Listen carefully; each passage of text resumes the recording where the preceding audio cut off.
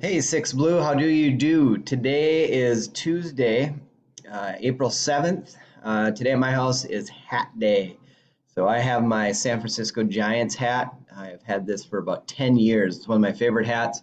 When I was your age in sixth grade, there was a couple of players on the Giants team that I really liked, and I've been a fan ever since. So I hold on to some of those things as I'm sure you will do as well.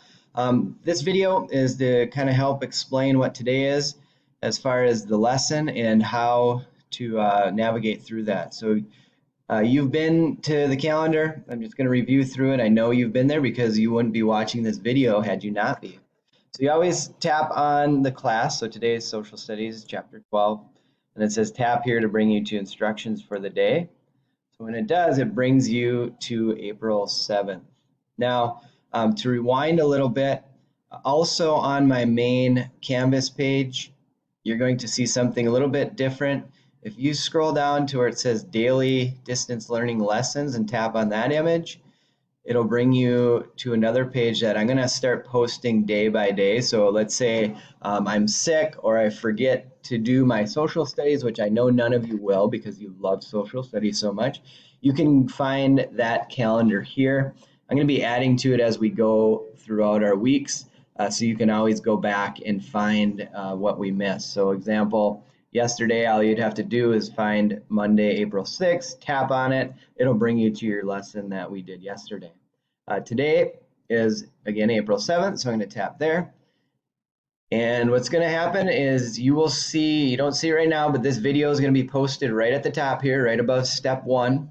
And you're going to do like you did yesterday. You're going to watch this video. It's about a grandfather's journey, his journey from his original country and immigrating to the United States. There's a short quiz again. That's just kind of my way of checking in to make sure you guys are getting logged on and getting your work done. And it's just a quick, short way to do that. Now, in addition, one of the videos you watched yesterday talked about a family shield. So if you scroll down, it says step 3, resources to download to Notability. So you're going to download this note guide. It's the Family Shield Planning Guide. And then there's a couple other tools down below too. There's a blank Family Shield. Now that is just a template that you can use. You can download that to Notability. If you want, you could also do your Family Shield on PicCollage or any other app that you want. It does not matter. I really don't care. It's just this is here for you to use. And then this final one is just an example of what a Family Shield looked like from a student from last year. So I'm going to click on the resources to downloads number 1, the Family Shield Planning Guide. And this is going to be what you're going to start on today. And what it does is it kind of maps out what the project is. So the project we have right now is due on Friday. Some of it is kind of talking to family members, talking to parents to get a background on your family and what you kind of, some traditions that you have that you might not know of yet, or some things that you can dig in and learn a little bit more about your family. When I did that, something I did was I learned about my grandfather, who I got a hat from. You saw that hat on the video from yesterday.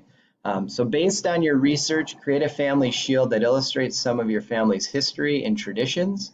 There will be 6 sections on your shield, so 6 things that you need to have covered on your shield. And then on Friday, when we have it due, I'm going to explain how to turn it in. So don't worry about turning it in right now. There's going to be a specific way I want you to do that, a way that I feel might be easiest. And it's going to involve just you sharing it on a Google slide. So step 1, from your knowledge and the knowledge of others in your family, complete the planning sheet. And the planning sheet is on the next sheet that I'm going to show you here in a second. Step 2 is the planning sheet. Create a shield that represents your family, and that's that blank template that I have, or PicCollage, or maybe you just have a blank Notability note and you're really gifted at being an artist and drawing. I know many of you are. You can just draw it on your own. That is fine as well. Optional is to write more about your family's immigration story to the United States, or maybe it's even that you moved from, say, a different state to Minneapolis.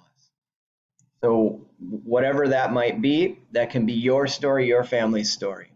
Mine would be moving from a rural area in western Minnesota to a more metropolitan area. That could be my story, and kind of just explaining what life is like, similarities, differences. That'd be kind of a way to do that. This is going to be a graded project as far as turning it in. Does my shield have the 6 sections included, and have a clear family motto? And I'm going to explain the 6 sections here in a second. Just a reminder, you're able to pause this video whenever you want and rewatch it as many times as you need to. And also, if after watching the video you still have questions, please feel free to email me. I have office hours today at 10 and at 3:30, I believe, and I'll be there to help you with that as well. So the planning sheet is language. You're going to find important family members. So find an important family member that you want to represent on your shield.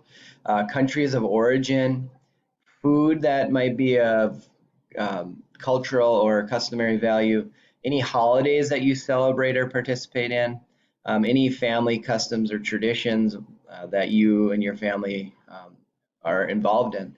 So language would be kind of that language that might be from your heritage. So we all right now speak English in school, but maybe your family has a language at home that you speak that is not spoken at school. So for example, something that I could probably do for my heritage would be German.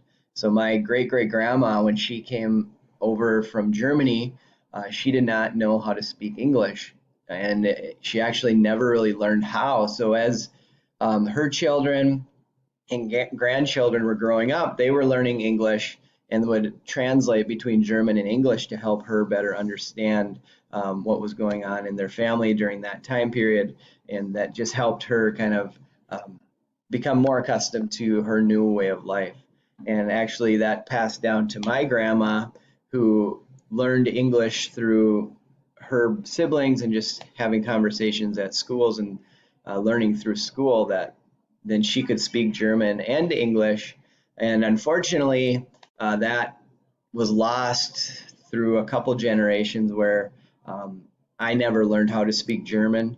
I suppose I could go and learn how now. I have plenty of time with this distance learning. I could maybe do that. But that was lost, something that was lost in our tradition throughout the years. An important family member, that could be anyone. Maybe it's a grandfather, maybe it's an uncle, could be an aunt, could be a great-great-grandma, anyone that you want, that you feel is important in your family, that you feel that you'd like to represent. Just ask them a few questions about who they are, where they come from, what are their likes, what are some things that they dislike. Could be anything. Maybe they're a Giants fan, who knows. Country of origin, which countries, cities, or states does your family come from? So if I think about my family, I had mentioned earlier, my family has a German background. Some cities that they came from, if I don't want to go back to my country of origin, I could think about my dad grew up in Minneapolis, so that would be a city that he came from. Maybe I want to talk about my own city that I grew up in Madison, Minnesota, which is way out in western Minnesota. So this is pretty open-ended. You can pick anything that you want. Maybe again that your family moved from another state and you want to talk about the state that you came from. That's good as well. So anything that you want, as far as, does not just have to be country of origin. Maybe that should be changed to location of origin instead of countries. But that's what that one is meaning. Food. What food does your family eat that reflects the history and traditions of your family? For me, it would be a spaghetti that my grandma made. I always loved going over to her house. She made the best spaghetti, and I've never, since her spaghetti, I've never tasted anything quite like it. And that's that one food that I always remember when I was growing up that we ate. And nobody makes spaghetti quite like she has. I haven't tasted anything quite as good as hers. And then any holidays and celebrations that your family participates in. So if I think of holidays for myself, We celebrate Christmas, we celebrate Easter. Another holiday that's big in our family is the 4th of July. So my family and I always go out to my parents, and in my hometown we have a parade that my dad actually has a float that he is in, and we go back home and we celebrate the 4th of July there. So this can be any holidays that you celebrate. I know we have a very great diverse community at Central Middle School, so I'm looking forward to seeing some of the holidays that are celebrated um, on your family shields. And then any family customs or traditions that you have. Maybe you go on a special trip every year. Maybe you go have a religious event that's special to your family. Maybe it's a special outfit that you have or some sort of hairstyle that you wear on a specific traditional time period. This again is very open-ended. Something I think about for my family, traditionally, what we do is every fall or right before school starts, my family and I go on a little fishing trip where we go and we take our boat out to go fishing, and we go, and my children, Jack, Luke, and Molly, love to catch sunfish. So we just go out and we spend time out on our little fishing boat, and we just enjoy each other and have fun catching some fish. So that's something that we could do. A family motto is some families have just words or phrases that help sum up important things. Something that, again, I think of is it's actually a top 20 one is if you can't get out of it, get into it. So some things in life we have that we're stuck with, like our distance learning. We can't get out of this distance learning. This is our reality right now. So we're doing our best at getting into it and making the most of it. So that would be my family motto. So I hope that helps explain a little bit on the Family Shield project. So the first thing you're going to want to do is start doing your research and investigation, and you'd fill out your plan on this side and as far as words of what you want to put on your shield. And then you would go back to Canvas and you could download this blank family shield and design it however you feel necessary. So in this one, there are 6 spots where you could put all 6 of your research items for the shield. Down below, you could put your name. Maybe this is where you'd put your family motto. Does not motto to me where you put it. I hope you enjoyed that one. That's just an option for you. You do not have to do this one, but it is there if you need to. Like I said, you can put it on Pic Collage. You can do it any way that you would want. I know many of you are very creative, and you can figure it out that way. And then the last one is here is just an example of what one would look like when it's finished. So you can click on that. You don't need to download this. You can just use it to view. This one has a few more than 6, but you kind of get the idea of what this looks like. So this student put their name on the back. They're on the bottom here. She actually drew her own shield and cut it into 8 different sections, but some things that just kind of show her and her family throughout the years of what a family shield might look like.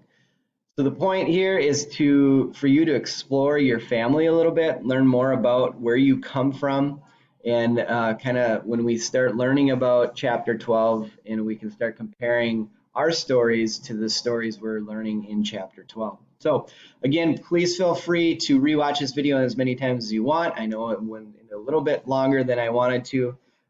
Or if you still have questions, jump on the optional office hours sheet on your advisory Canvas page and get into the office hours today at 10 o'clock this morning, or at 3, I believe it's 3:30. Actually, let's go check and see for sure.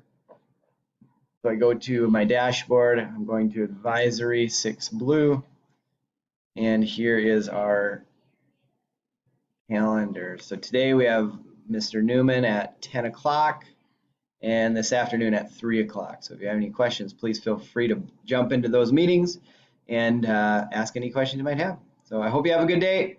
Hang in there. You guys are doing awesome. It was good seeing some of you yesterday in our advisory classes.